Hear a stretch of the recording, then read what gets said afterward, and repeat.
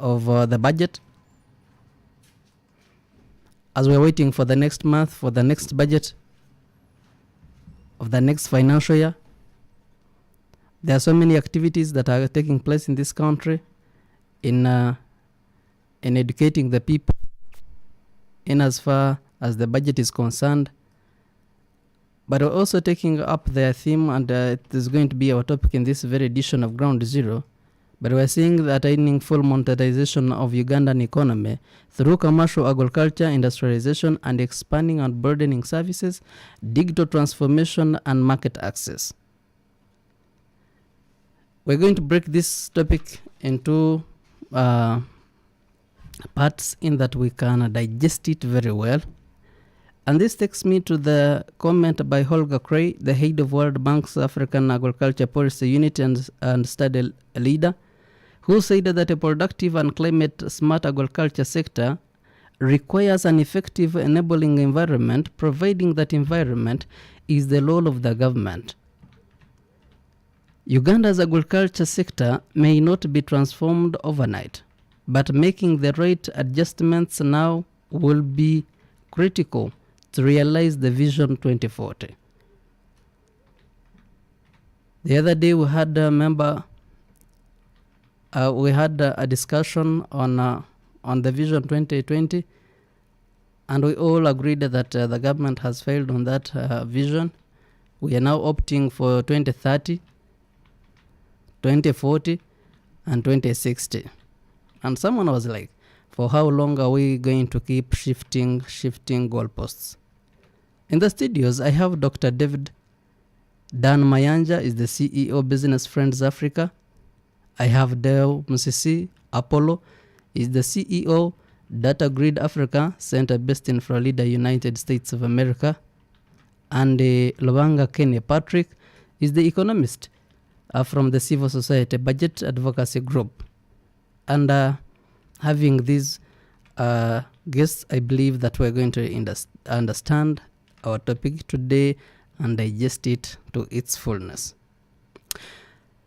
Allow me give them seconds as they greet our dear listener.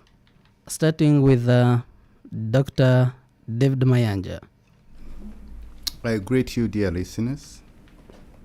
Deo Musisi. I greet all of you who are listening to us. Thank you so much, management of UBC, for having us here. And I greet all of you who are on YouTube. Please welcome aboard. All right. Lubanga Kene. Good morning, listeners. It's great and a pleasure to be at UBC today. It is also a pleasure having you, gentlemen. You and I ought to come to an agreement that agriculture must be commercialized in that Ugandan economy to develop, but also we are aiming at reducing poverty. But how best can we do this? How best do you think agriculture should be promoted? How do you think we need to industrialize this country? Are you comfortable the policies that the government has come up with in order to promote agriculture, industry, broaden these services, expand them? We are looking at digital transformation, but also do we have the market for all the products, the agricultural products, the products from the industries? Can we really meet the market here in Uganda or even in the region? In the manifesto of 2021-2026, they have the economic objectives that we are willing to meet. What they promised the people of Uganda, where they promised that the NRM is going to continue with the strategy of building a strong and durable economy, whereby they are looking at broadening the economy base by providing and creating economic opportunities in all regions of Uganda. Have they started on this? This is 1 year down the road. They also said they are going to create integrated and self-sustaining economy based on import substitution and export-oriented growth. Yet we have what we import are more than what we export. They said they're establishing a modernized and formalized economy, graduating household from the informal subsistence levels into the commercial economy. How best can they achieve that? And achieving low middle income status. From the middle income now we are going to lower, but also generating productive jobs. Starting with David Mayanja, help us understand what it means to have a modernized Ugandan economy. What needs to be done, or what is it in the layman's language? Dr. David? Thank you very much, Amon. I'm happy to come and share on a topic which is in the domain of very advanced economics. But then in the household, we don't eat the jargons of economics. In the household, we eat the basics, which are purportedly driven by economics. Amon, I come in from a very practical angle. I've initially participated as a consultant with National Planning Authority in the area of value chains. And we did quite some good work there.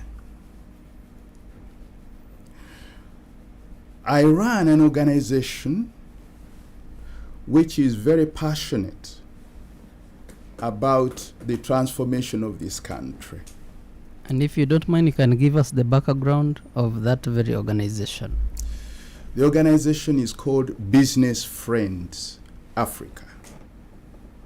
Why Business Friends Africa?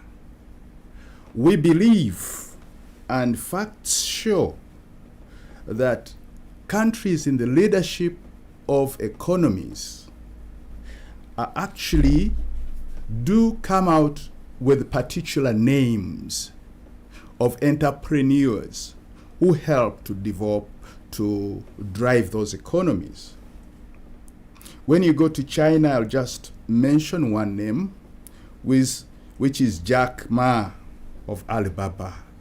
Remember, China is a communist, or has been a communist country all along, believing in centralized planning. But now here you are, you get Jack Ma coming up to drive, to create the entrepreneurial drive of China into the global economy. Look at Russia. Russia, the name of Abramovich also emerges there. Now, these are people who are supposed to be supported by their, their governments, so that they ride on their entrepreneurial vision to kickstart and drive the entire economy forward. Likewise, in Uganda, we need to identify people of that caliber. Politicians. In Africa, we tend to look at politicians as being the drivers of the economy. But politicians know very little about the economy. They spend much of the time politicking. But in Business Friends Africa, we prefer to focus on how we mobilize ourselves, how we mobilize Ugandans to be entrepreneurial, so that we can help government to transform this economy. And Business Friends Africa has the following themes. They are integrated. Each one of them cannot operate independently. The economic leaders, you'll find that they are also leaders in the quality of education. So Business Friends Africa focuses, and we have been leading the drive in quality education. Many schools now know Business Friends Africa as people who are very passionate and determined to brand quality education. The other one is quality products and services. We've done deep research and do realize that in Uganda, there are people, artisans, who are able to make goods that compete on the world market. But it's unfortunate that you see the policymakers in this country think that Uganda has got to be developed by foreigners. They don't take trouble to identify and promote the indigenous entrepreneurs who are doing things. And when I talk about indigenous entrepreneurs, I'm talking about Ugandans, not those who have come here, not any other person. I'm talking about Ugandans. Now, the other area where we are in command is quality health products and services. Here, we do promote Ugandans, and Business Friends Africa participated with Dr. Grace Nambatya into identifying a community of Ugandans in the B sector who were very instrumental in contributing to the treatment of COVID. The other area is quality environment. Here we want to interface with the Ugandans to be able to create a green environment, because you see, the green economy is the way to go. The other area where we are is called quality smart investments. And here we are looking at sectors or value chains where Ugandans can invest little money and get, you see, a big return. Not invest big money, big capital to get big returns. But the mindset should be investing little money and get exponential returns. Those ones, we have identified a few sectors, and we are going to be promoting this on the 3rd of June at Tal Cottages. The other area is land access. We also are very passionate about land access. I think every Ugandan should have a right to access land. That's one. Secondly, that since we are in a capitalist system, the rule of willing buyer and willing seller must prevail. And we are championing, therefore, that angle to see that there is very little interference in the land market, that actually Ugandans themselves are put into a framework of negotiating amongst themselves on the way they want to manage land. The other area is constructive engagement of government for business and economic inclusion. We are in Business Friends Africa championing the constructive engagement with government offices, especially Ministry of Finance and Economic Development, to see how we Ugandans can benefit from the facilities that are there. For example, guaranteeing loans for viable projects which have got, big social benefits, both big social and economic returns to the country. Okay. And lastly, we champion the cause of peace and world understanding, since I am a Rotarian. Thank you very much. My question comes again. Yes. What is that full monetization of the given country's economy? From the economic point of view, it depends on what the gentleman who paraphrased this actually wanted to tell us. I'm also asking, what do they mean by full monetization? Is it from the controller's side, that is Bank of Uganda and Ministry of Finance, or from the angle from the use of money to the benefit of the ordinary person? If it is the use of money by the ordinary person, I would say money is already everywhere. There is no any part of Uganda where somebody does not know how money looks like. But if... Coming from the side of the controller? Now, from the side of controller, I'm asking, are they talking about the extent of the impact of the monetary and fiscal policy? Or are they talking about deepening of access to banking and finance? If this is what they are talking about, yes, there is a problem of bank interest, right? About the impact? There is a problem of bank interest. There is also the problem of acceptable collateral and a lack of good bank services.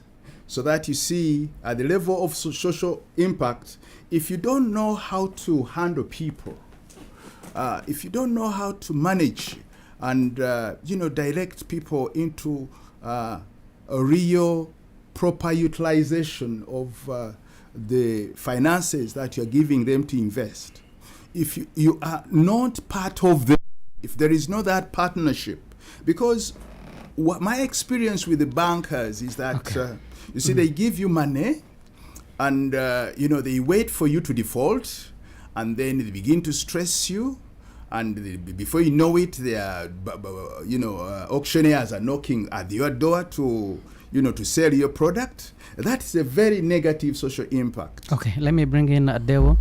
Deo Musasi. Yes, please. What is that about Data Grid Africa? Thank you so much, Amon. Most welcome. In 1999, we started an organization called Data Grid Africa Center in Florida, the University of Florida, under the Department of Astrophysics.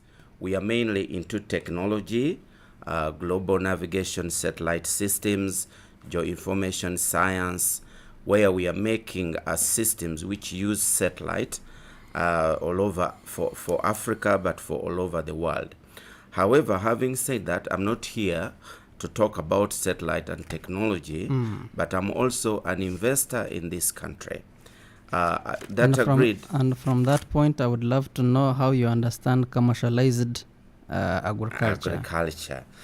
I think what I want to say is that commercialized agriculture, from my own understanding, not really to appear academic, is the type of agriculture that brings money to the farmer, to the person who is dealing in cattle, that at the end of the day, he has money worth his effort.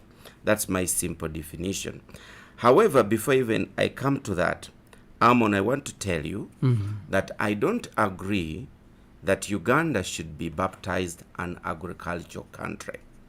I don't agree to that.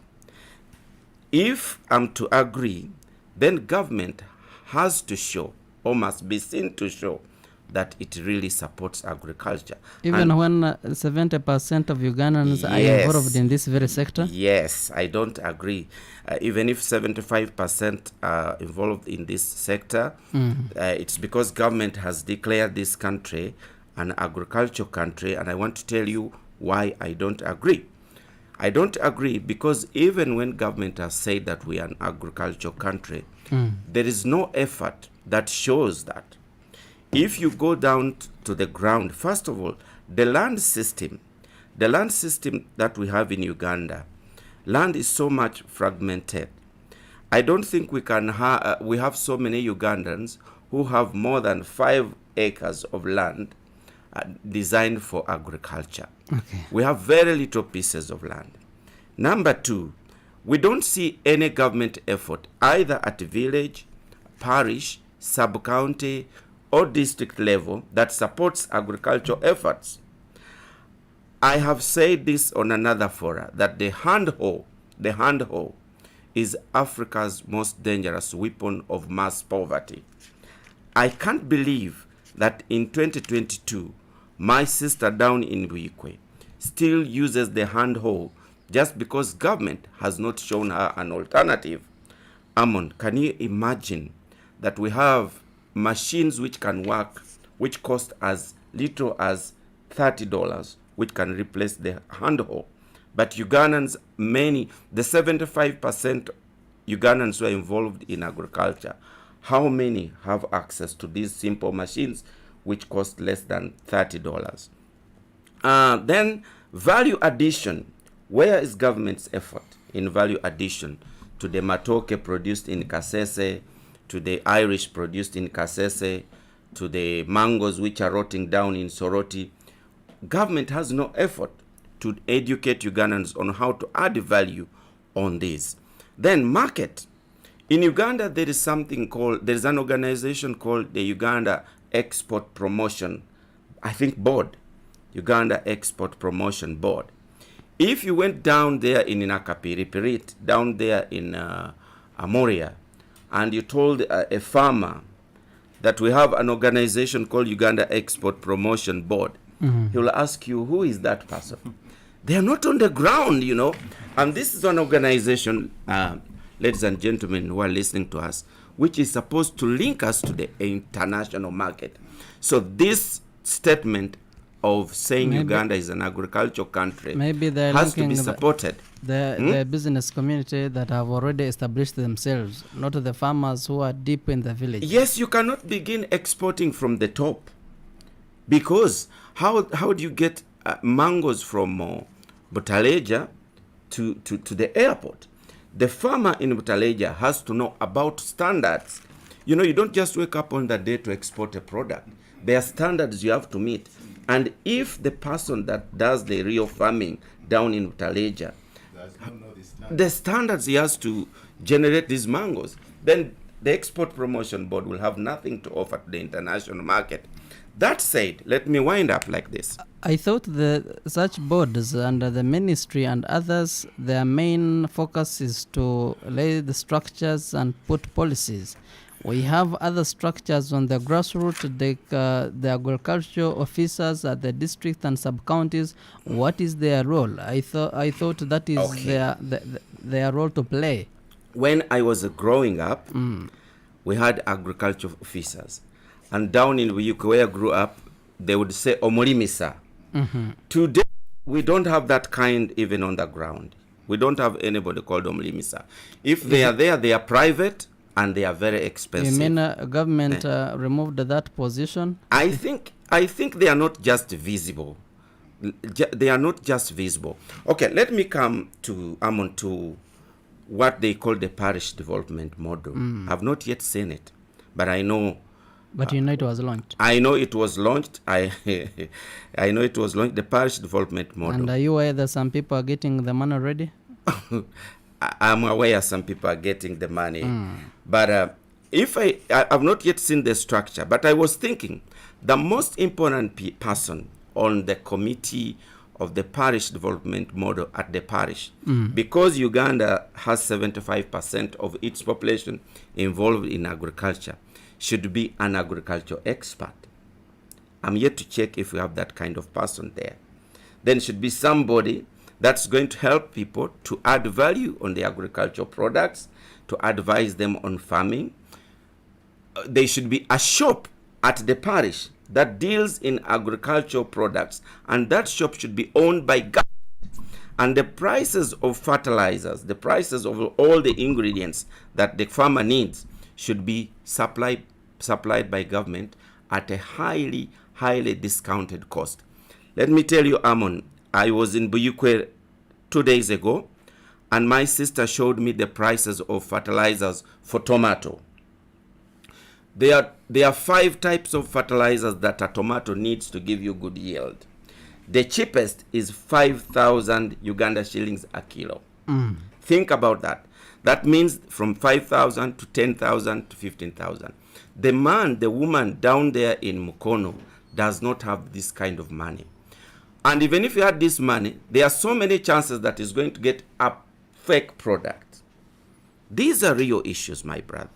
So let me just urge government to come and support agriculture in a serious way. But how do you expect government to support, yet they have put all the structures, they have put all the policies needed, they have also recruited agriculture officers, They are not visible. they on- have put money into the system Yes. and into the government projects, they have given seeds to farmers. Oh dear.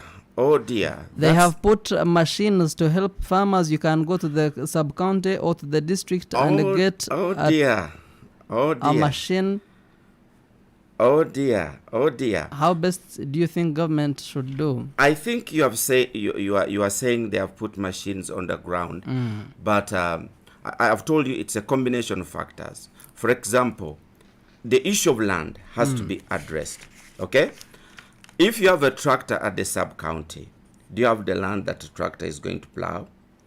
Shouldn't the government tell some two landlords in a Mukono to join together and have at least 5 acres? Can government give land to the farmers? I don't think even government has land, because most of the land here is owned by people. So I think it will So- only support those that have access to land.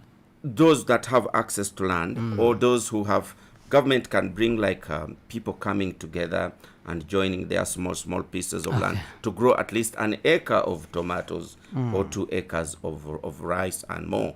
But right now the land that people own is too little. Yet I've been traveling to Uganda, to some parts of this country, and Yes. you find an 10-kilometer distance idle land, not utilized land, and we are here saying that some people don't have land, yet we still have land that is unutilized. Yes, but even if it is unutilized, it belongs to someone, and someone has to give you permission to use that land. Even when it looks like unutilized, somebody owns that For land. how long are we going to keep the unutilized land? Yet people are suffering outside there without access. I think government should come in. Okay. You are directing so many questions to my brother Dave. And Because he raised concerns on that very issue that I wanted me and you and maybe our fellow listen outside there to understand. yeah, because you're raising so many issues, and we would have loved, by the time we leave here, we have got, even if it is just one issue that is practical, Okay. comes, because you see, amongst the issues you have raised, you have said, hasn't government given money? You see, if even if it gave them, it gave somebody 1,000 shillings, that's money, right? I think those are very serious issues that you are raising. But we are saying In planning, they bring in issues of actual statistics, which I wouldn't have loved us to go into. But we are saying that government should add or should put in some efforts. And I was raising such efforts that we see and we know that the government has done. If it is money, it has put money in the system to support agriculture. But you If it see, is about- Amone, you talk like some of us don't have villages. We go to villages, and if what you're talking about was impactful, we would be reporting to you that actually it's impactful. We have had so many government programs which have been abused. Abused by who?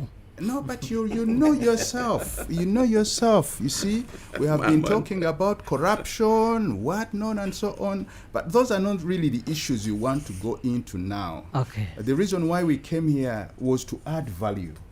We want to see how do we help our government, because actually we as the business community, we believe that government has scored on particular fronts. True. Like security, right? They are involved into infrastructure development.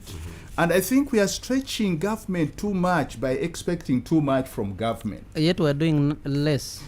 No, it's because of the mindset. You see, even when we are moderating these programs, we want to drive people to imagine that there is a lot that government owes them. And with us in Business Friends Africa, we are saying that we are going to engage government constructively. Let me bring in Rubanga Kenen.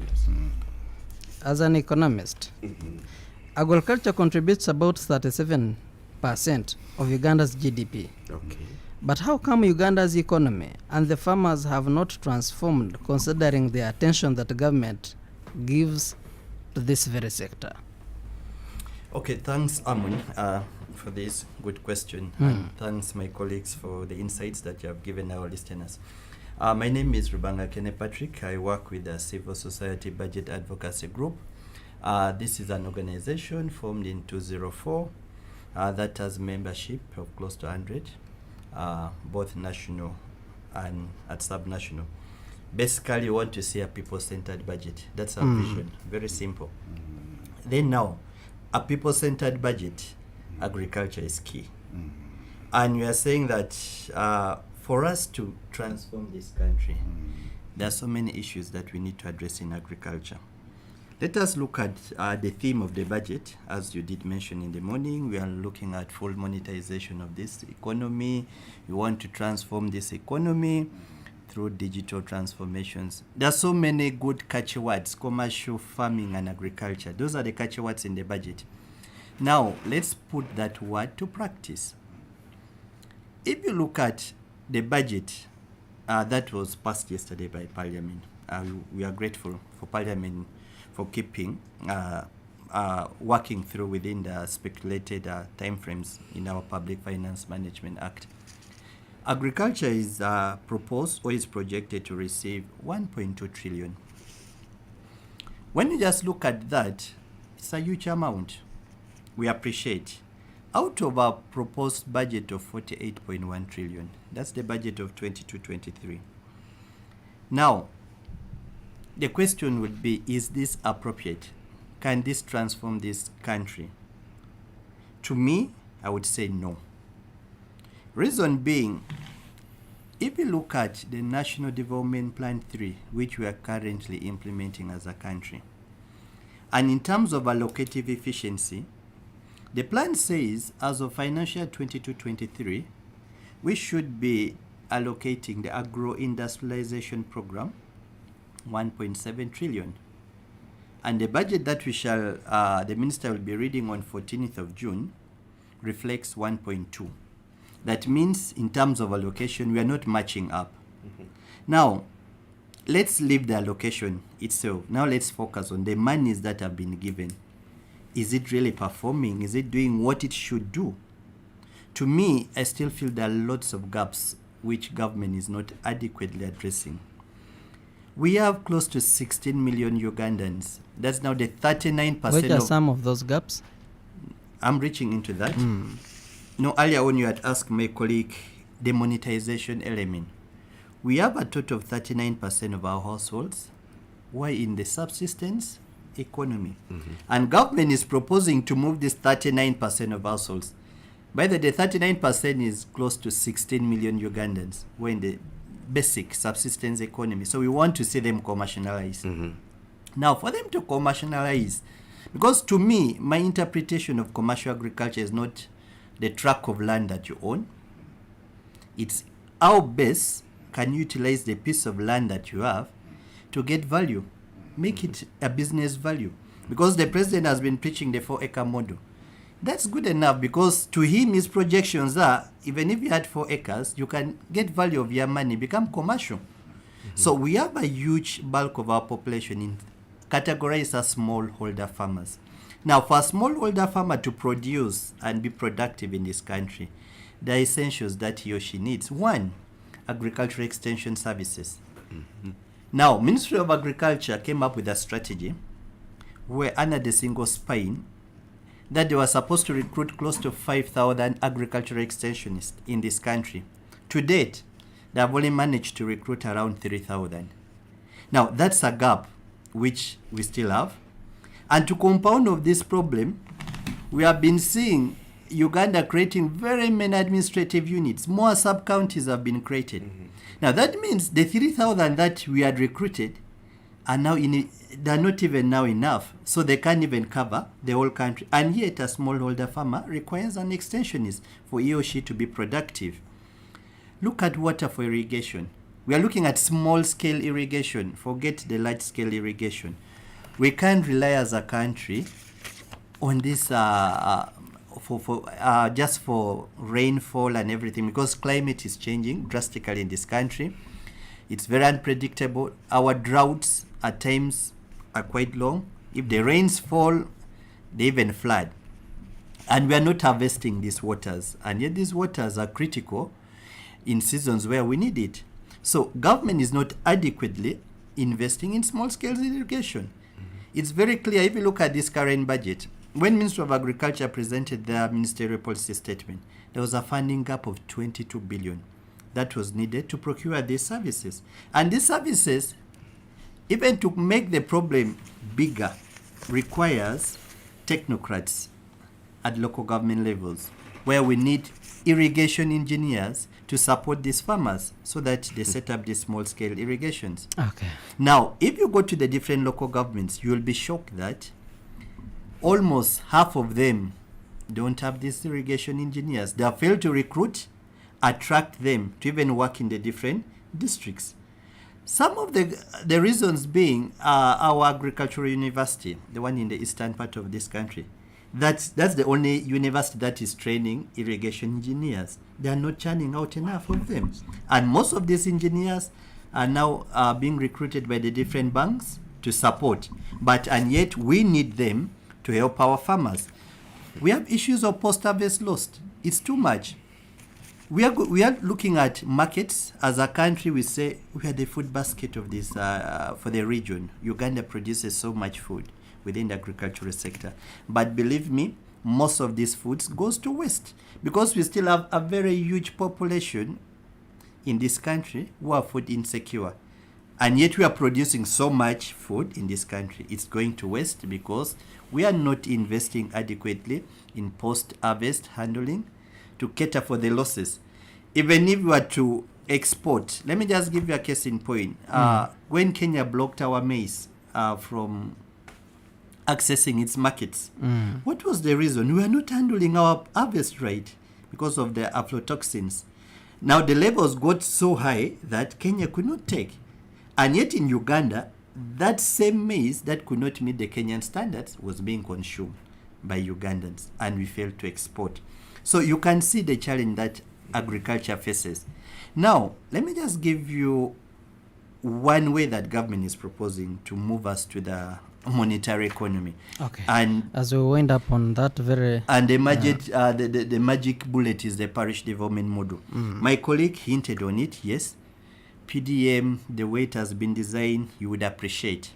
However, for the parish development model to see light of day, it needs to address certain gaps.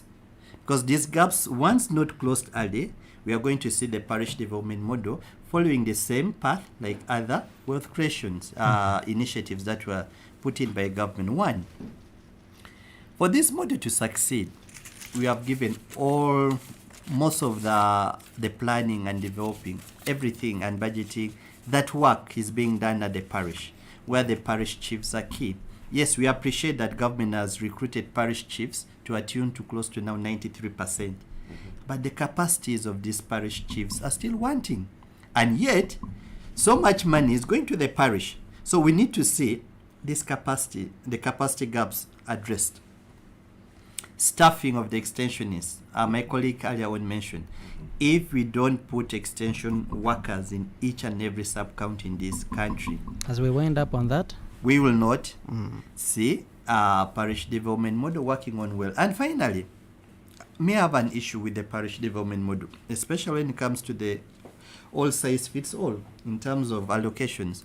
We are saying every parish is supposed to receive a total of 100 million in the coming financial year. But we know each and every parish has different dynamics. One, populations differ.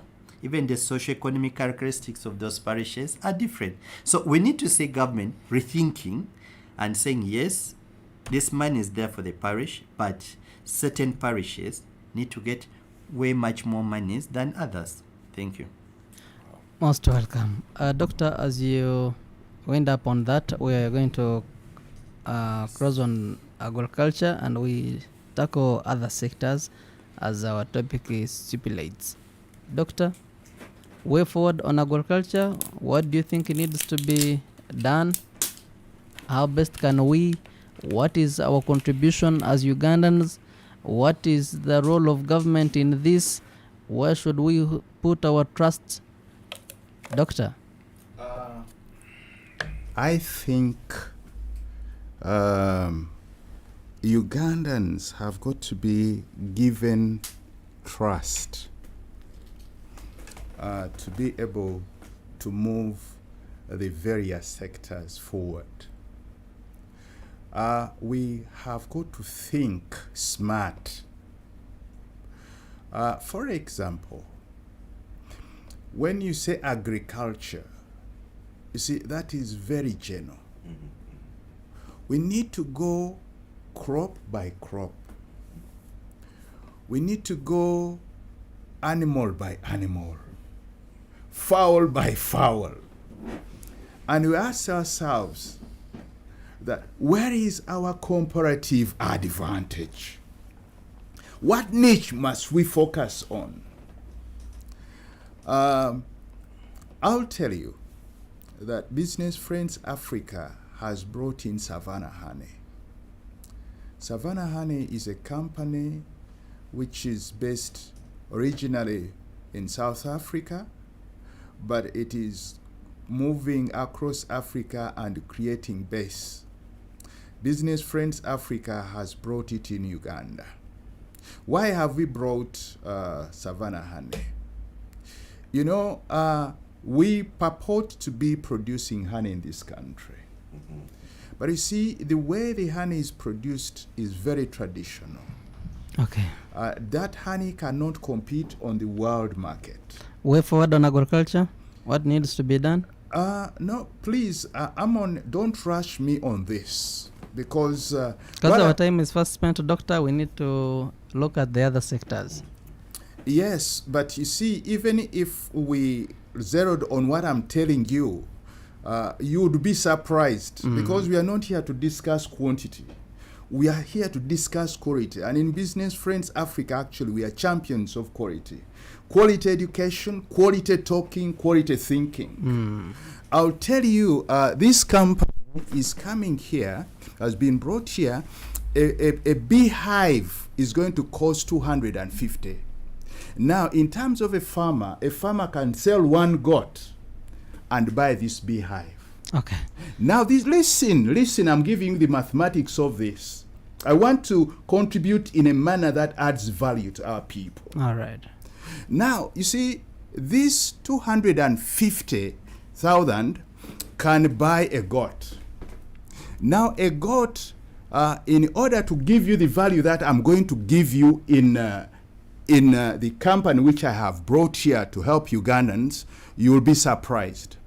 Now, the 250 beehive produces, actually, contract will be signed with people who are going to participate in this. And that contract, Savannah Honey, which is a big company, is committing itself to make you produce worth a turnover of 2,500,000 in a year. You will agree with me that there are very few sectors that can give you that kind rate of return. Now, if you are investing 250 to earn 2,500,000 in a year, it means that at the end of the year, when you invest all the 2.5 million shillings, you'll be getting 10 beehives. Okay. Now, those 10 beehives in 2 years will get you another 100 beehives, right?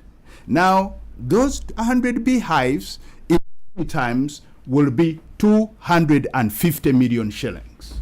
Now, you just ask yourself, what kind of investment brings in this kind of return. I know when we think hard, when we think smart, we shall be able to identify those sectors and then promote them, right? Now, vis-a-vis the goat, if you bought a goat at 250, in 3 years, you can barely claim that those 3 goats will give you even close to 5 million shillings, right? I don't know. I've tried to answer your question in value, simple statistics. Okay. Right. Dewo, way forward on agriculture. I How think- best can we commercialize it? Let the government come and walk the talk. Okay. Let them not just walk the talk, let them talk the walk. Okay. We want to see more extension workers at the parish. All right. We want to see more mechanization at the parish. We want to see fertilizers at the parish. We want to feel that government cares for people involved in agriculture at the parish level. All right. We are going for a very short break. When we return is the time that you're going to call us on 776-511-426. The number to call is 776-511-426. You will call us and tell us what you think needs to be done in this country in order to have a better Uganda in as far as commercializing agriculture is concerned. Ground Zero takes a very short break. We are coming back in a bit, and I pray that you don't go away. This is Ground Zero Season 2. Stay tuned. We shall be right back. This is Independent Sound. UBC has 11 sister radio stations spread throughout the country to educate, inform, and entertain. Tune in to UBC Radio FM 98, your national radio station, Magic 100, where sports and music is our life. 87.5 Star FM in Uganda, 97.4 UBC West covering Western Uganda, 102 Mega FM in Gulu, 97 FM Butebo Radio in Eastern Uganda, 107.0 Bududi FM, 100.5 Nge FM in Kasese, 98.0 West Nile FM in Arua, Totore Radio FM 90 in Karamoja, and 93.0 Voice of Mundbujo. Now you covered in your local language. UBC Radios, inspiring Uganda. Coffee is the most traded tropical commodity in the world and therefore has a assured market. If you have land suitable for coffee growing, you are advised to grow coffee to ensure a sustainable income for your household and improved livelihood. This message is brought to you by Uganda Coffee Development Authority.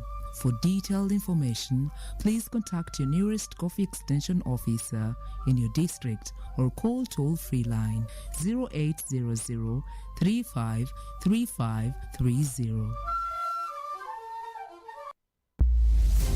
Welcome back. Ground Zero Season 2 continues. Hello, dear listener. Welcome back from that very short break. This is UBC Ground Zero. We're broadcasting live on 98 FM, UBC Radio. We also live and clear on our sister radio stations, UBC Butebo, UBC Western Nile, and Magic 100 FM. And we're also streaming live on YouTube. Just type in UBC Ground Zero. You're going to be part of this very important discussion. Our topic: attaining full modernization of Ugandan economy through commercial agriculture, industrialization, expanding and broadening services, digital transformation, and market access. It is a very big privilege and honor that we have Dr. David Dan Mayanja, is the CEO, Business Friends Africa. Dewo Msisi Aporo is the CEO, Data Grid African Center, based in Florida, United States of America. And Lubanga Kene Patrick is an economist from Civil Society Project Advocacy Group. This is the right time that you call us on 776-511-426. UBC. Yes, hello, very good morning. A very good morning to you. This is Flavia calling in from Naguru. Yes, Flavia. I thank you so very much for this important topic of today. Okay. Yeah, I think I just want to let all Ugandans to have this behind their brain, that know that each and every failure in any sector, it goes to the government. We have that tendency so much. Government has not done this, government has not done this. If we all go to blame government for the failures of things we have failed to do, we are not going to do anything. Instead, we shall continue complaining. I think, first of all, I've had this so common with us Ugandans. This country has failed us. This government has not done a lot for us. Then I always ask myself, this country failing you as an individual, what have you done for this country? You as an individual, what have you really done to help the economy of this country to stabilize or grow? First, look at that before you go far blaming. If we come to culture in this country, trust me, that is the sector they always talk much about. They always give them what they need, unless otherwise.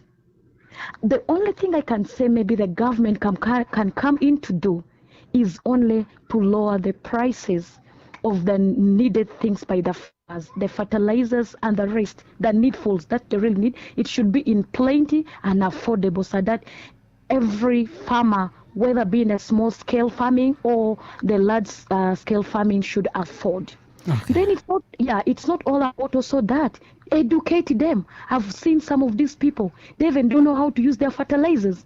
And are you still going to blame the government? Then it's all about education. We have Minister of Agriculture. That's his work. Then there is this issue of whereby when like the insects, like the pests start destroying their crops, you find that someone has no knowledge about how he's supposed to deal with these pests. You are going to get the wrong chemical for the wrong plant, overspraying it. Instead of it to kill the insecticide, it's going to kill the crops in the garden. Are you still going to blame the government? We Ugandans, we don't support our own products these days. That's one thing clear. So how do you expect the country to grow when you are not supporting? I'm seeing women, they will tell you, no, this is the mango from Kenya, I'm selling each 3,000. Then you look at the quality of Ugandan mango that they're selling you at 1.5. Inside is rotten. So Ugandans, let us stand up. Too much blame on government won't do us anything. Let's do this together. We are also government. Thank you. Most welcome, Flavian. Greetings to the people of Nagolo. UBC on 98 FM and also live on UBC Butebo, UBC West Nile, and Magic 100 FM 776-511-426. UBC. Hello. UBC. Yes, good morning. Good morning to you. Yeah, this is Onyango. Onyango from where?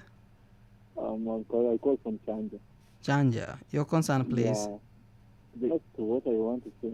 Yes, sir. You know, we in Ugandans, some they don't know how they're supposed to do in their agriculture. Yeah.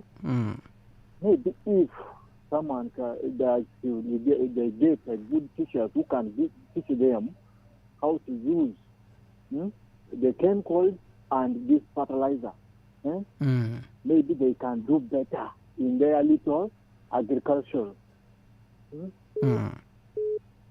So some they don't know, and then they blame government. That government doesn't want to help us. But for we Ugandans, we are the one doesn't know how to use our things, how to care of it.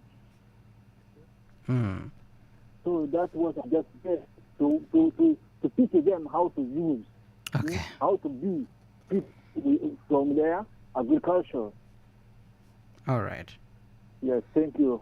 Most welcome, Onyango, and greetings to the people of Chanja. Okay. UBC on 776-511-426. Call us and raise your concern. Ground Zero. Hello, this is Emmanuel Butebo. A name again? Emmanuel. Emmanuel from? From Mbuya. Yes, Emmanuel. Yeah, I come from West Nile. Okay. Actually, I'm working this side, but the problem, you can plant something, you take to the market, they say there's no market. Then you can plant something, you get support from government. It's true, government supplying things to the parish level, even up to village level. And if you reach on the ground, those seeds, just freely, you can find village people, they start, if there's a seed there, you go and buy it, it's good. So whereby if you don't have money, you can't afford to buy it. whereby government supply things to the village, up to the everywhere, but to get those things, if you are not rich, you cannot get.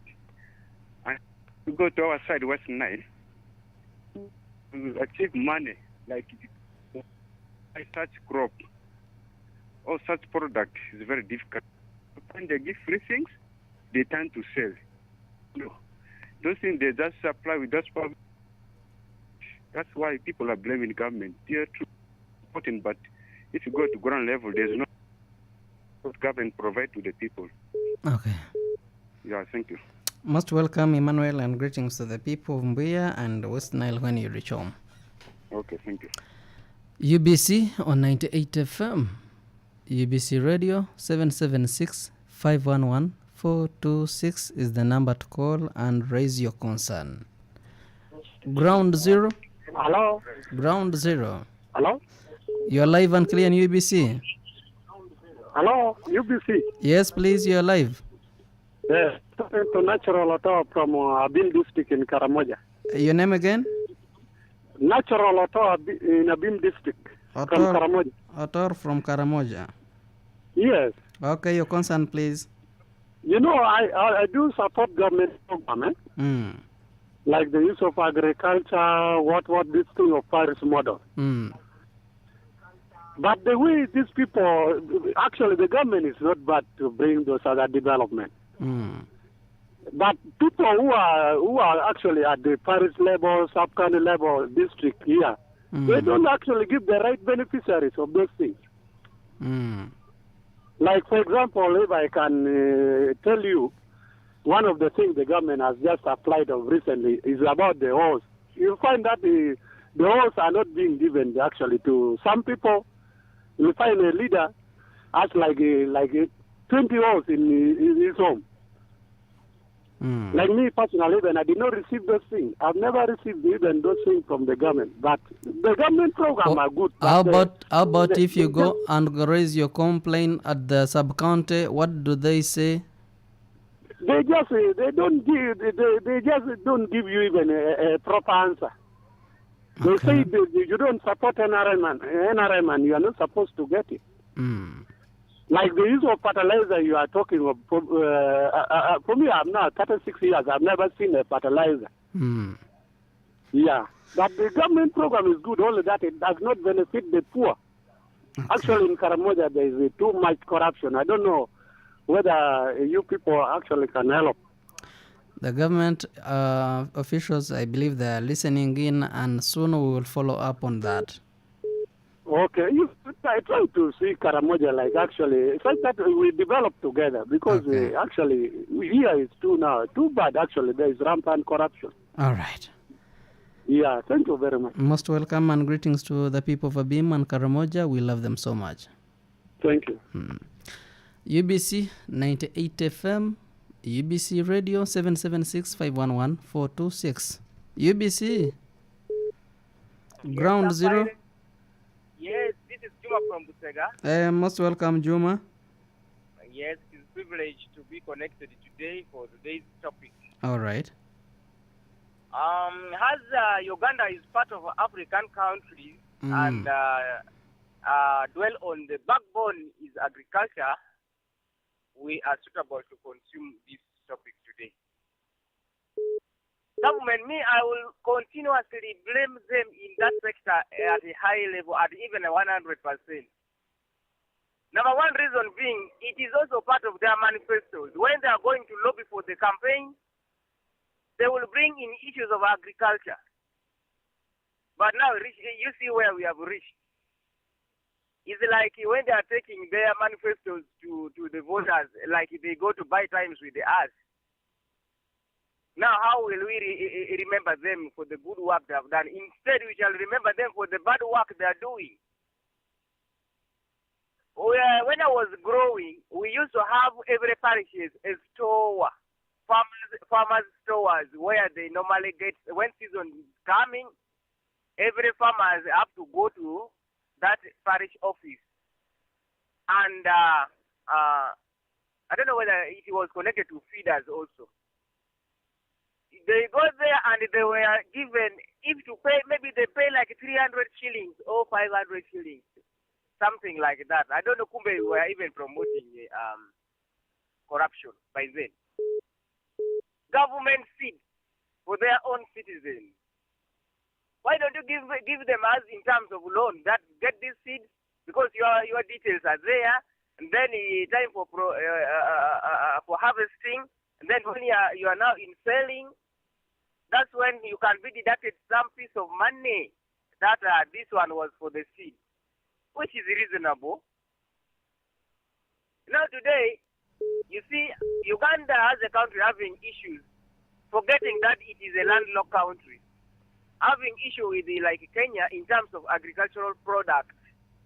I wanted the stakeholders who are connected to government to come up with some report about it, that how far have they gone with the Kenyan rejecting maize from Uganda not to be sold in that place or in their country. We wanted to know what happened afterwards.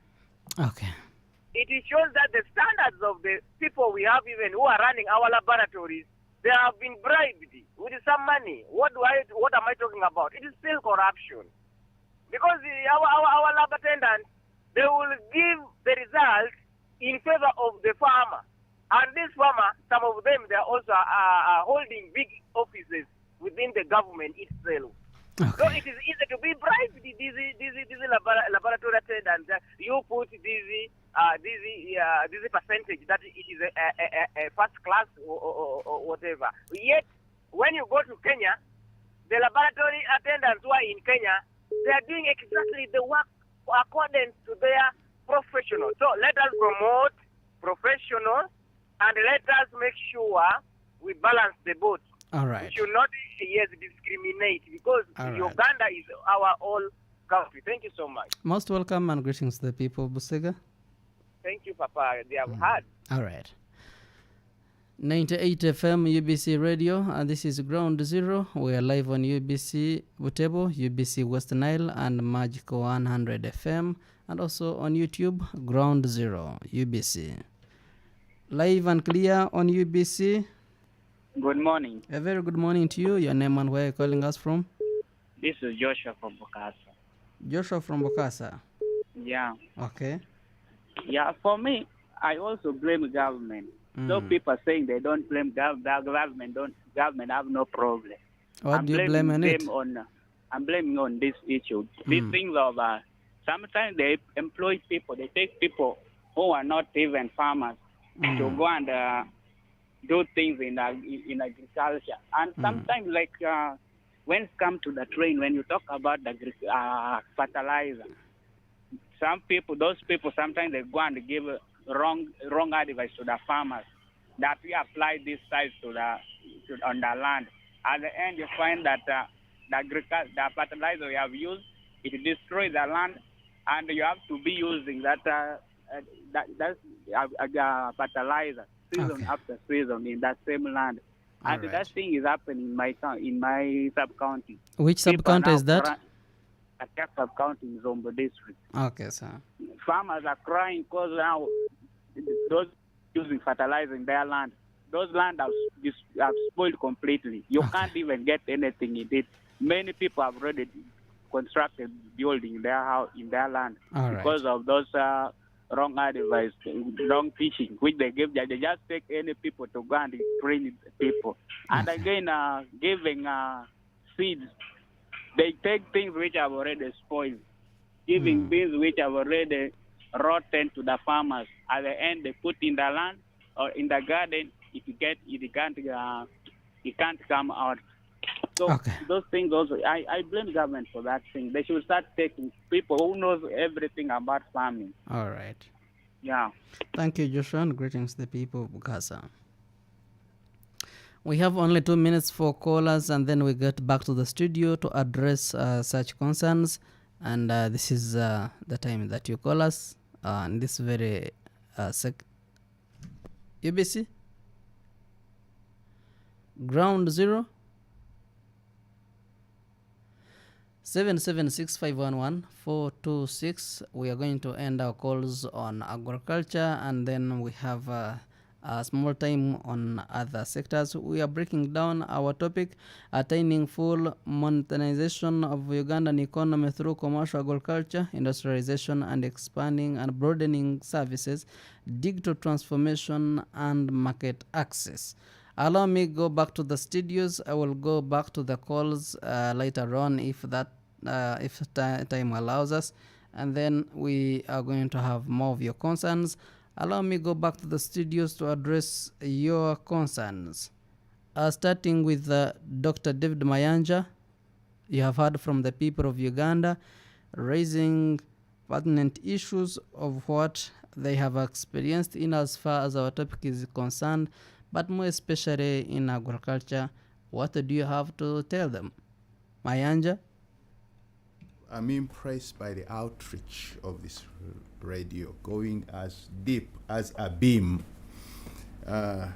Now, Sylvia raised certain issues. She was saying, what have you done for this, for Uganda before you blame government? Yes, we started off by saying that we, in Business Friends Africa, we want to promote entrepreneurial-driven economy. And therefore, we are satisfied that government is handling security, is handling infrastructure. Now, we, the business community, must come in to fill in where it's not. But she also raised the issue of subsidizing agriculture. I think government should do a lot on subsidizing agriculture for people, farmers, to be able to get the inputs. Then Onyango raised that Uganda needs to be taught how to use pesticides and fertilizers.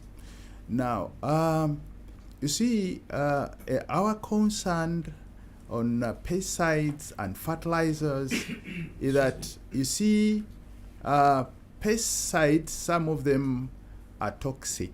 In fact, the world is moving away from these chemical industrial fertilizers and pesticides because they promote other complications.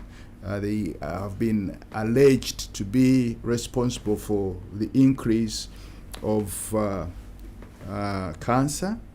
But we in Business Friends Africa wish to promote organic farming so that, you see, the bees, for example, can survive, because the bees are a niche that we must tap on as a country.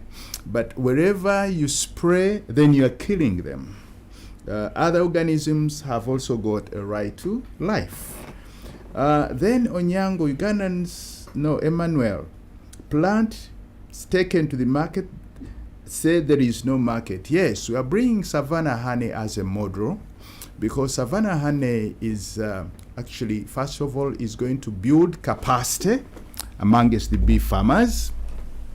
That, in a way, is an area that will be able to address the extension services without relying so much on government. They are also going to buy the products that are produced by farmers. So we shall be mediating contracts so that, first of all, they build capacity, they give you beehives and are responsible for colonizing them. In other words, having them habited by bees. And then they are also, in the contract, responsible for guaranteeing production, both in quantity and quality. And then lastly, they are the ones to buy from you. And in case you find another trader who is going to give you a higher price, the contract will say that, okay, because of the capacity that we have brought you, please, you will guarantee 20% of your production to be taken by us, and then you can freely sell away the 80%, which is a good bargain. Okay. And then lastly, Otto, he talks about The programs are good, but you see, because of corruption, they are not reaching the people. I think government should refrain a lot from habituating these PDMs with political outposts. Okay. Yeah, the people themselves should be involved into recruiting the people who should be part of the PDMs. Okay. Thank you very much. Can I have Dewo answer Juma, who blames government 100% that what they promise is not what they fulfill? Maybe not working for government, but have you also had or identified that? Oh, okay. Let me answer it this way. We have a big issue in Uganda. People don't tend to trust government. If a government official stands to speak, they'll say, because he has an allowance, because he has been sent to mobilize for votes, and that's very dangerous. So there is a very big distrust between the, especially the youth and government officials. However, I think they are really government officials who are genuinely working for the betterment of this country. I really think that we have many people in public service who are so committed to see that Uganda is really better. So I don't want to generalize. But also on that very issue, and from that very person, says that we no longer have stores. Yes, we don't have stores. What should be done? That is, we should create stores. Who needs to create? We the people should create stores, and the government should give us the abilities to create stores. When I was growing up, we used to see those stores at home, and it was the role of the father or the neighbors to come and build them at home, and the next day we build them at the neighbors, and in 1 week the entire community had stores. Okay, but let me tell you, as I'm sorry, but let me say this, as a Muganda man, at home we used to have a part that belongs to the Kabaka. And that gave us a motivation to have a few crops that we say, that is the Nimiro ya Kabaka. And so had stores. My dad had a store at home and said, Eyomere ya Kabaka. So we should also have a store that is attached to government. We say, the government tells us we should have a store. But having said that, let me go back briefly to Flavia from Nakuru. Flavia said, what have we done? We are all blaming government. You know, government is like a father in a house. When you're a father in a house and your children are malnourished, they are fighting, they are robbing people around, there are high chances that the blame will come on the father. The father is reckless or what. So we are creating jobs. I'm a member also of Business Friend Africa. We are creating jobs for people. Amongst our group, we have people involved in commercial agriculture, and we are exchanging ideas on how we can make really farming and agriculture better in this country. Not just agriculture, but even when it comes to technology, we are training a number of youth to do simple technologies where they can really earn a living. So we are really not just blaming government, but we are working on the ground. Otto, a 36-year-old Ugandan, has never in life seen a fertilizer.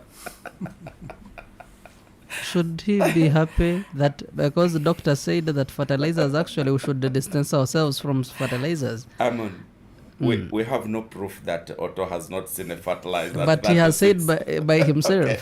Let's assume he has told us the truth. The hidden message in Otto's statement is that many youth don't know what a fertilizer is, because if he's 36 and we assume he has not really seen fertilizer, he's talking on behalf of the youth who are supposed to control the economy of this country, youth and ladies, right? So fertilizer should be more visible. People should be taught on how to use them, and people should not buy fake fertilizers. So my brother Otto in Abim advocate for this at the parish model level. Let someone come and teach you, show you what fertilizer is, but also teach you on how to use it. Talking of the same, fertilizer is really good. We should instead distance ourselves from them. That's a technical question. Okay. I don't know who to answer that. Okay. That's I think a doctor had said that they bring different diseases. So although you might be there and you are blessed, instead you saying that you are outdated.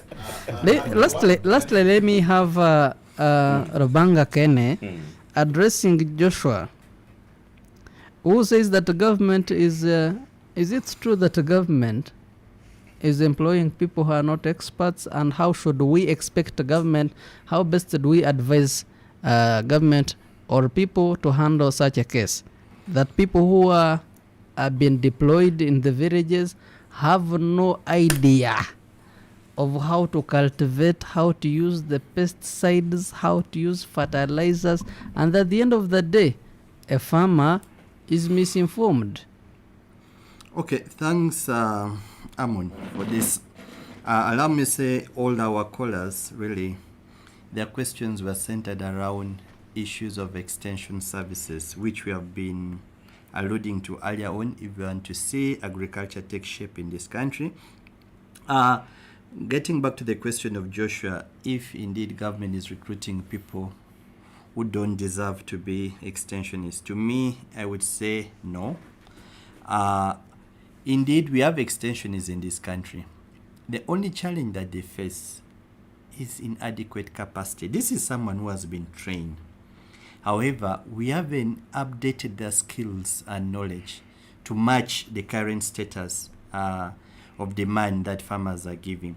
So what would be appropriate is the extensionists that we have, we need to build their capacities, take them for refresher courses, retrain them as well. But key in here is the issue of standards, because you're talking of getting inputs, for example, the pesticides, the fertilizers that you're using in your gardens, but at the end of the day, it's failing. To me, we have not controlled the market. There are so many fake products in this market that we are using in our production chain. And at the end of the day, once it fails, we may think it's the extensionists who gave us wrong information. But we need to see that all inputs that we use all through our production chain meets the standards. Let me answer the last. There's a question that was raised by Flavia from Naguru. She was clear, and our concern is government has done so much. What are we doing? I would give a voice from the civil society perspective. We have members across this country, and as CS back, what we have done majorly is to mobilize citizens to demand for accountability. You know, it's me and you who pay these taxes. And as such, government is supposed to deliver on its bargain. So we have mobilized citizens across the country to demand for accountabilities. And what you're hearing, this listener, the calls, most of the things they're asking is also accountability. They're talking of corruption, we are not getting the inputs. Now, that is what we pride ourselves on. We have mobilized in a beam, for example, we are very active on the ground.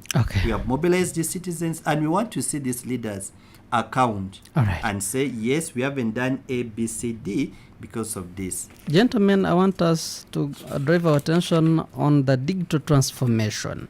We must come to an agreement that the world is moving faster on technology. We used to employ 10 people or 4 people to carry just a table, one on the other side, one on this side, the other one on this side. But now we can have one machine that uses just one arm, if I may call it for the better lack of a better word, to carry a table and put it somewhere. How best Uganda should put itself to this market of digital transformation, in that we may not remain behind when the rest of the other countries are transforming day by day. Let me start with you, Debo, since you are coming from the data grid. Thank you so much. When I was working in the United States, I did not think, I worked there for 9 years, and I did not think that they are brighter than us, or they are brighter than Ugandans, the way people want to put it. I was working under the Department of Astronomy, which employs the world is best, rocket science. I was working under Professor Bo, one of the chief advisors to NASA. But then all that didn't make me think that Ugandans can be digitally lagging behind. So I decided to come back here and establish one great facility, which is based on satellite navigation. And I did not bring any foreigner. So I looked for these guys from Makerere, Chambogo University. They came here and we established what they call the Global Navigation Satellite Hub in Entebbe. So people who are involved into geoinformation and spatial technologies are using this technology from Entebbe to measure land, to discover herbal medicine, to do hydrological survey, to monitor aircraft, to do remote sensing, to monitor your cars, the GPSs that you use. So what I'm saying is that Ugandans are ready for the digital evolution. We are doing all this using Ugandans whom we have trained from 3 to 7 months to shift to the digital market. Now, I really think that the Ministry of Science and Technology has to be represented at the parish model. What should they do? There is immense talent. There is a Ugandan who has fidgeted in making an aircraft. I know that this Ugandan is based in a certain village. I know that he has a parish chief. I know he has a sub-county chief. He's trying to make an aircraft, and there are many Ugandans with those kind of innovations. So what I'm saying is that Ugandans, especially the youth, are not short of brains. We can do it. We can do it. So we need government representation to identify this young man who is beginning to assemble an aeroplane from banana leaves and banana stem to bring him up to Dell. There is that missing link. There is that missing link. How do you identify someone from the parish and bring him up to the national level just because he has an innovation? People are rotting with so many digital innovations because there is no chain. So I am advocating for representation at the parish level if we are going to join this digital trade. Okay, that's so interesting. Dr. Mayanja, how best can we connect business and technology in Uganda? Thank you, Amani. You know how to place us very well and very competently. You're a very good moderator, Amani. Thank you, Doctor. Thank you, indeed. You know, today I can't see anybody making progress without being digitized. I'll tell you, for me, the most important tools that I use is my laptop and my smartphone. I'm going to hold a very important event at Tal Cottages. But when I'm communicating with our executive marketing manager, we are online. When I'm communicating with the chairman of the committee, we're online. When we are communicating on Business Friends Africa, we are exchanging online. I tell you, the world, if you are non-digitized, then trouble. The future is digitization. Thank you. Most welcome, Lubanga Kene. From the civil society partners, most times the systems that the government uses in the ministries and organs of government, most times they are coming from the civil society. How are you as civil society transforming this country through technology? Okay, thanks. I must say the age in which we are working in, we can't run away from using digital gadgets. And as such, also from the civil society perspective, we have also adopted it because as we work and monitor government services, time has reached where government now puts their reports online, and as such, you also need to be ready and you know how to access. But I would answer this question from the point of view that I would love to relate it to the budget. Because if you look at the theme of our budget, there's an element of digital transformation. Doctor here says he can run his business without anything to do with technology now. My other colleague here also did mention how his organization is transforming this country and how technology is critical. And he has proven that is workable in this country. Now, on our side, our concern is if this is what the world has agreed on and we know it's working, are there efforts being done by the government to also move with the world? To me, I think yes, government is doing something, but it's not enough. And as such, we may be slow to take up the digital transformation. When COVID struck this country 2 years ago, we saw the migration to the different digital spaces. Everyone was heading towards the digital spaces. Meetings went online, even trade became digital, and we embraced it as a country. So our thinking was, since we embraced this as a country, we needed to invest adequately in these areas. Now, if you look at the digital transformation program, which is a program in this country, a total of only 83 billion has been allocated to such a critical program in the financial year 22-23. Again, there's a program on innovation, technology, and development transfer. Now, this is where my colleague's issue comes in. Technology with innovation, and we want to transfer this innovation across board. Right. And you know, innovation is critical in agriculture. We have seen it work in Israel so well, transforming a desert with technology and good innovations. Now, you can see government is on allocating 20.7 billion. And the question is these allocations adequate? Now, this comes on the background that access to internet, which is critical. We only have close to 12.6 million Ugandans who have access to internet.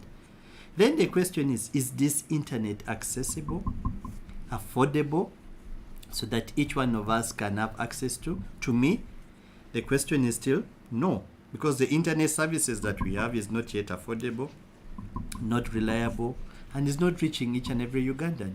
So there is still a lot to desire if we are to really transform this country digitally. Thank you. Okay. Most welcome, and gentlemen, I would request us to focus ourselves on industrialization. For many decades, the government of Uganda has been doing its best to promote industrialization in this country. And currently, Uganda's industrialization is taking shape, and most people are investing in this. But my questions are many, especially when we talk about industrialization. Allow me to start with Dr. Mayanja. Why is it that Uganda's well-documented industrial potential is not yet realized, regardless of what the government has invested in it? A very disturbing question, because you see, industrialization has got a lot to do with the mindset. Has got a lot to do with the education system. I've always asked people, if our education was quality at any one time, because people have alluded to quality education in the past, and I've always asked them, how come that close to 150 years of education, we cannot even produce a needle, right? If you cannot produce a needle, this is a basic thing. If you cannot produce a safety pin, it's really basic. What really went wrong? Further, the way we are supposed to deal with this question is, first of all, to carry out research, deep research, on how far Ugandans have gone as far as innovation is concerned. Because, for example, I've got this bag which I came with. If you can look through the glass and see this bag. Yes, this bag is a very high quality bag produced here in Uganda.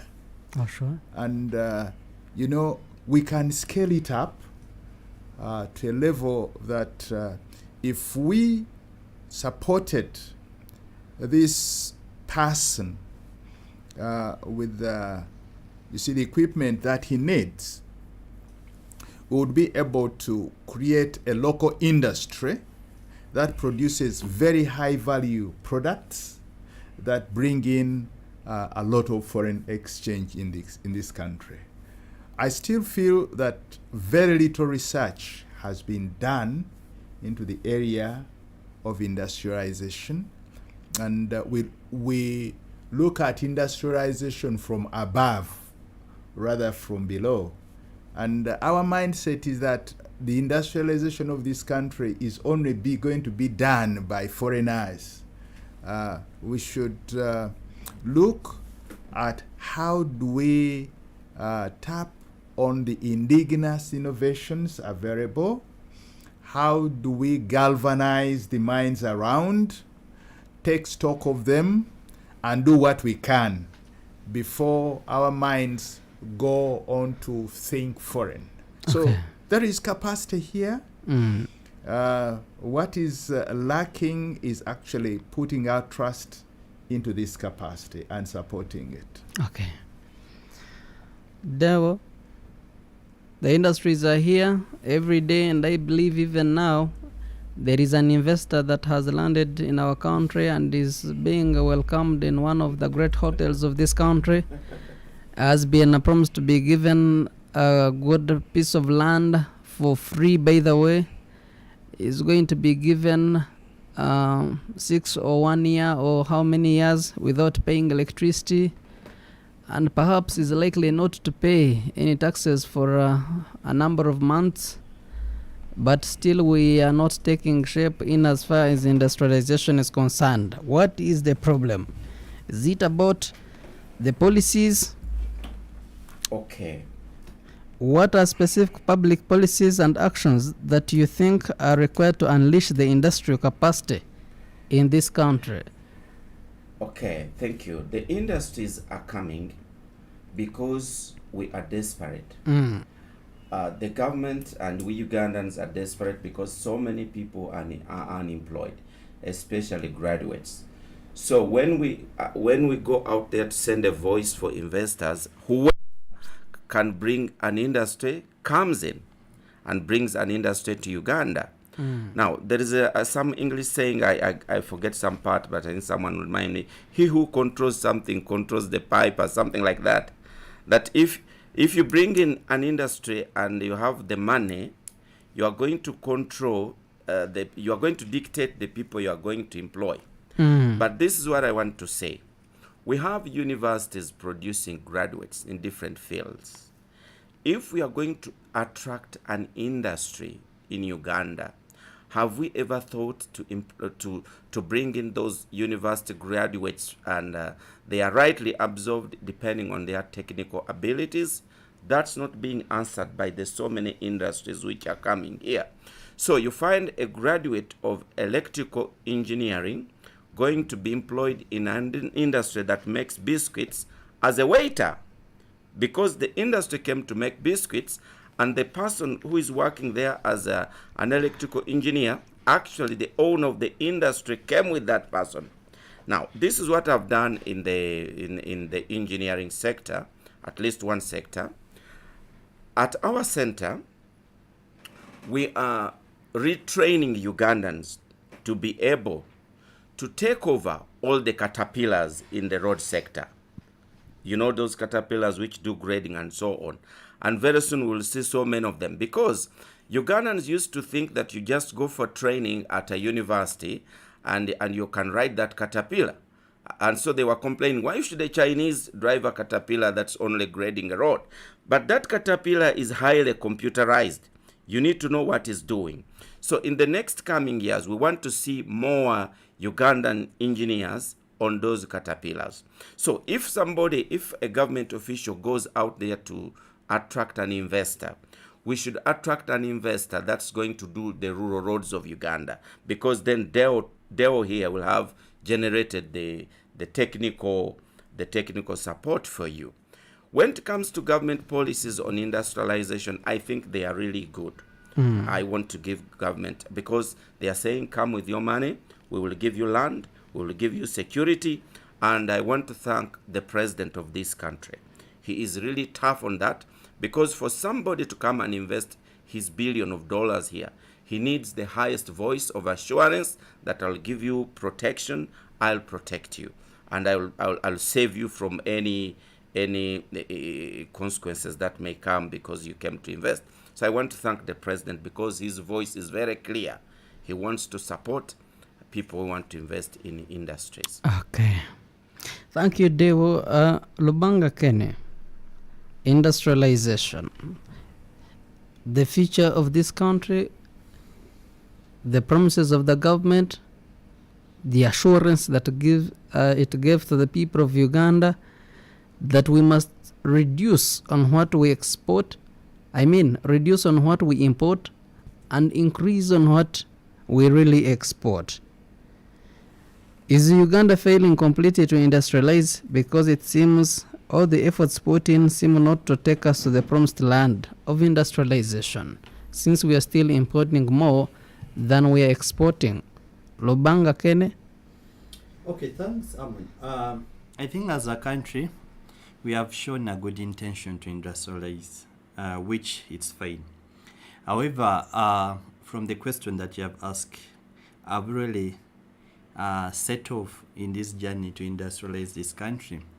To me, I would say yes, there's some progress that we are doing as a country towards industrialization.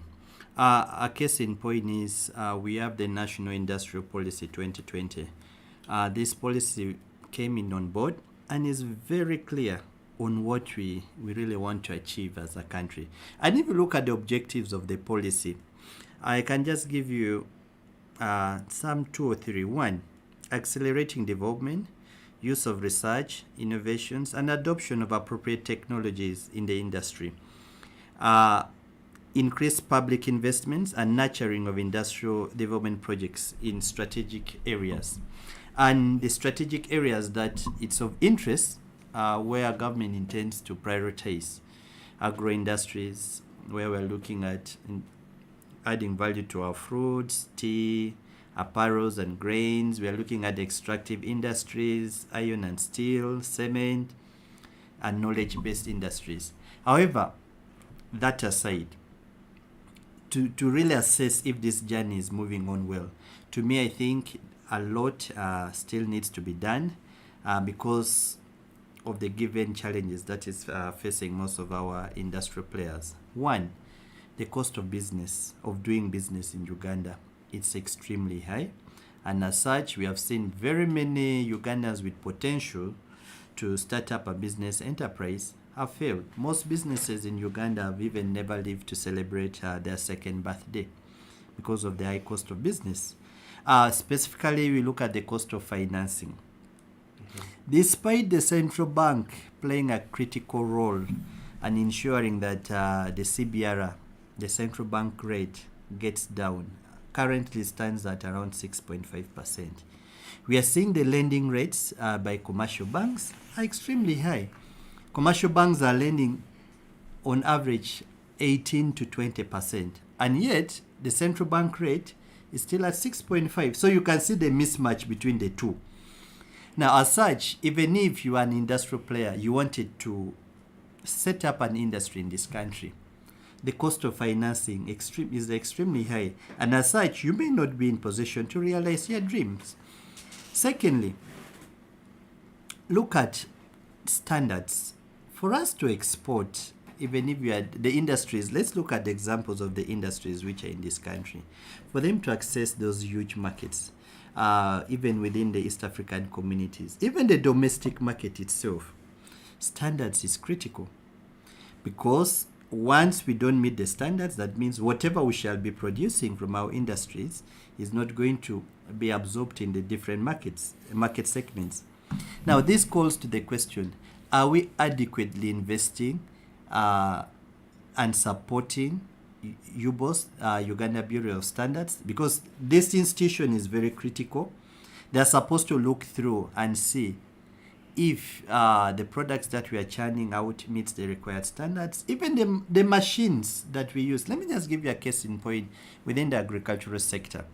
There are so many machines that have been fabricated in this country, and these machines are not of food grade material, but we are using it to produce our foods, and we are not even, we even don't know the quality now that we produce using these machines, which are even not of food grade. That means we're also putting our health at risk.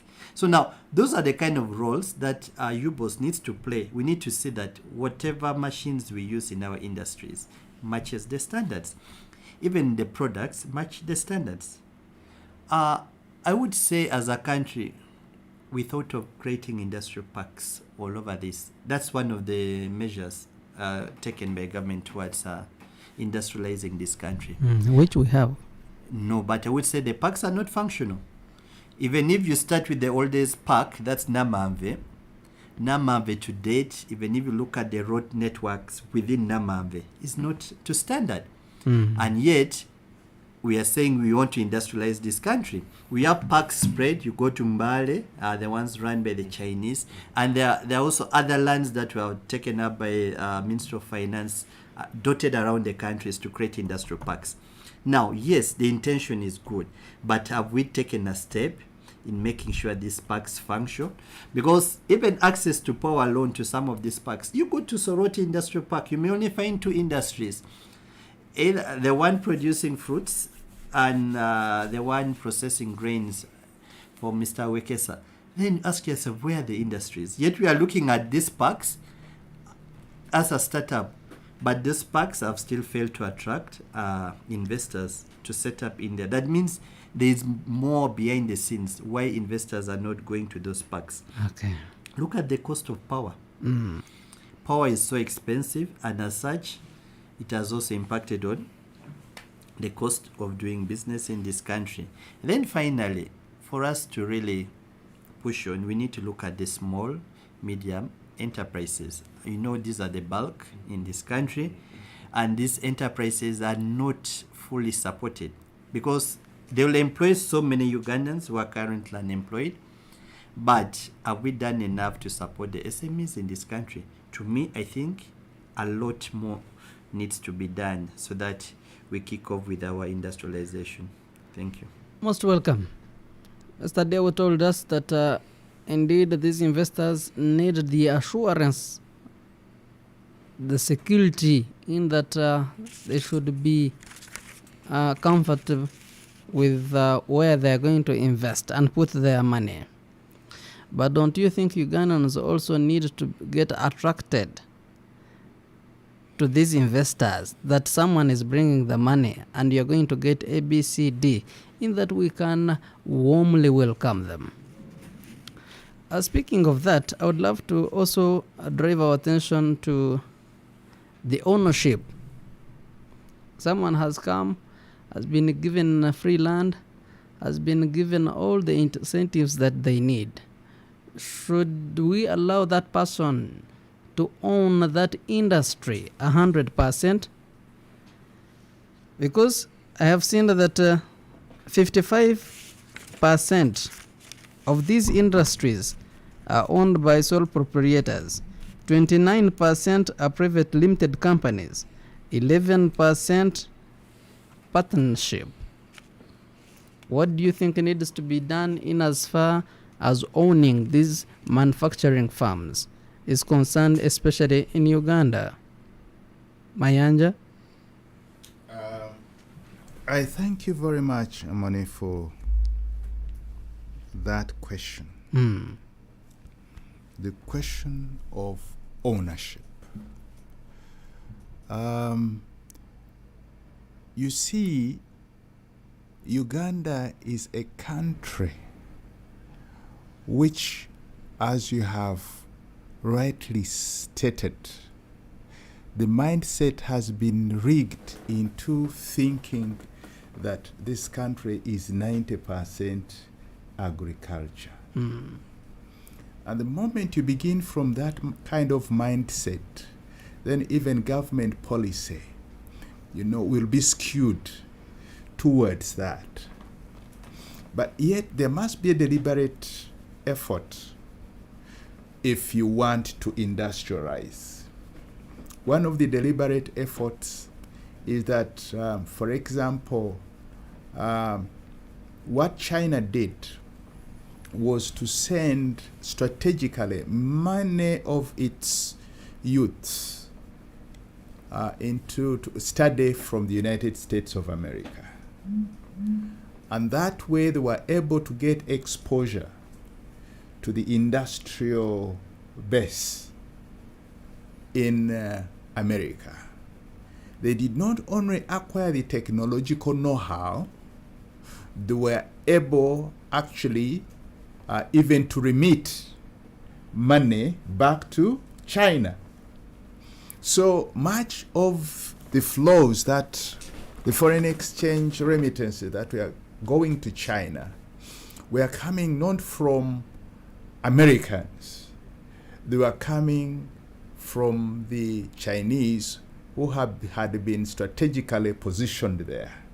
And the government was following them up, motivating them up, and they were feeling Chinese even if they were away from home.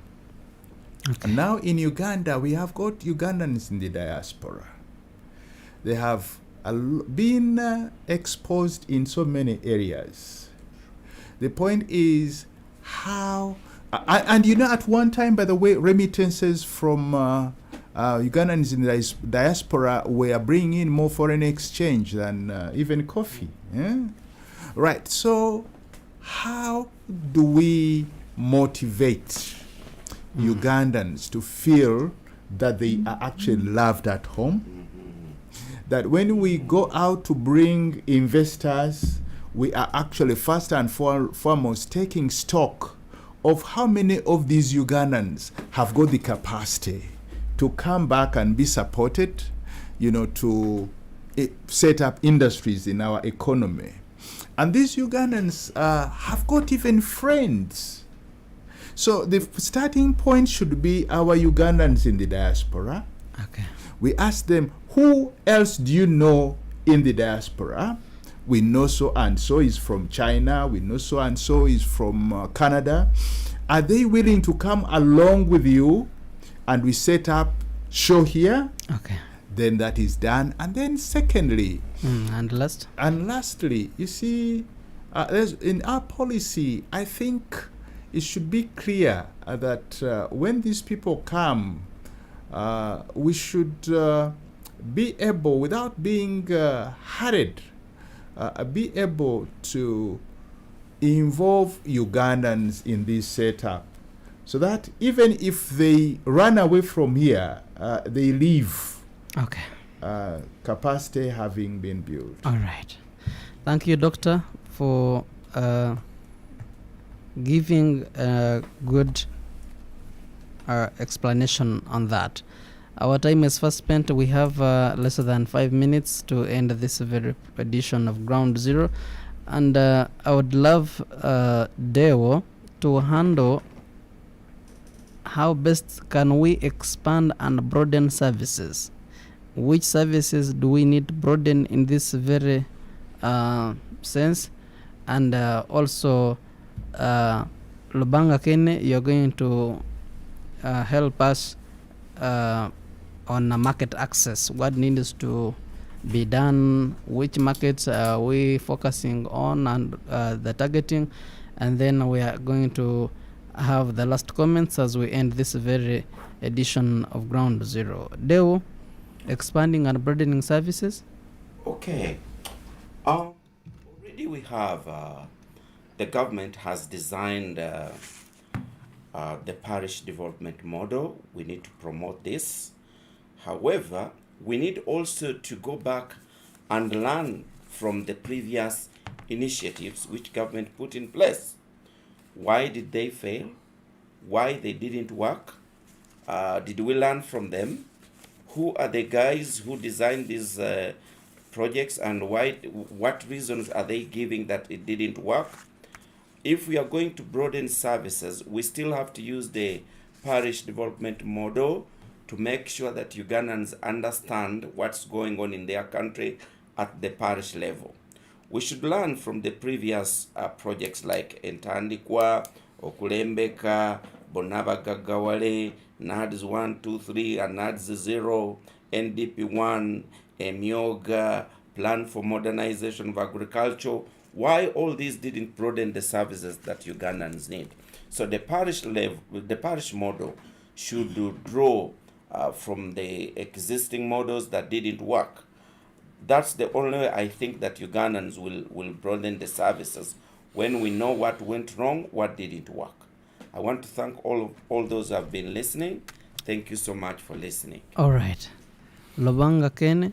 Okay, thanks. I think in regards to market access, we need to acknowledge that as a country, we trade majorly with the East African community, which is our major exports market. And as of February this year, a total of 39.2% of our exports was within the East African community. The rest of Africa took a percentage share of 25.4%, and the European Union took 20% of our markets. So I think for us to really access all these markets with whatever we are producing in this country, our major focus should be on these key issues. One, we need as a country to focus on reducing the cost of business so that whatever we produce is very competitive in the market.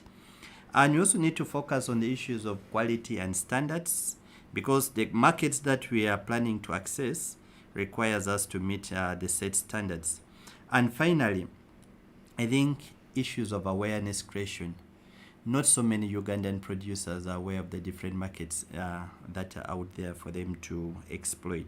So we want to see the Exports Promotion Board actively engaging to create awareness so that our producers know where these markets are, what are the requirements to access these markets, and how can they access the market as well. And this also should focus on the commercial officers. At times we focus majorly on the national setup and we forget the local governments. Commercial officers are very key, and the only challenge that we are facing, these offices are not fully functional, and we want to see that office functional so that these commercial officers can as well advise our local producers the different markets and how best they can access. Thank you. Most welcome. Our time is fast spent. We may not go beyond this. I know the topic is indeed big, but we will keep on breaking it down and we digest it